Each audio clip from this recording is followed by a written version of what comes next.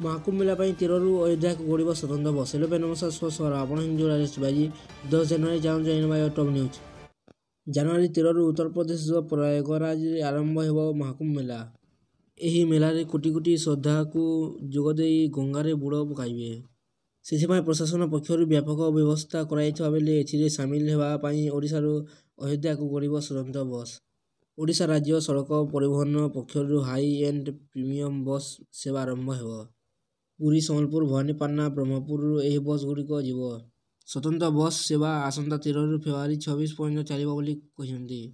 ପ୍ରତ୍ୟେକ ମାର୍ଗ ପାଇଁ ଗୋଟିଏ ଲେଖାଏଁ ବସ୍ ରହିବ।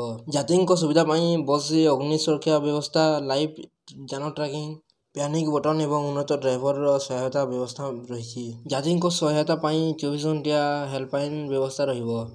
ଭିଡ଼ିଓଟି ଭଲ ଲାଗିଲେ ଲାଇକ୍ କରିବେ, ଚ୍ୟାନେଲକୁ ସବସ୍କ୍ରାଇବ କରି ପାଖରେ ଥିବା ବେଲ୍ ଆଇକନ୍ କ୍ଲିକ୍ କରିବେ, ଯାହାଦ୍ୱାରା ଆପଣ ଏଭଳି ଟପ୍ ନ୍ୟୁଜ୍ ସର୍ବପ୍ରଥମେ ଜାଣିପାରିବେ।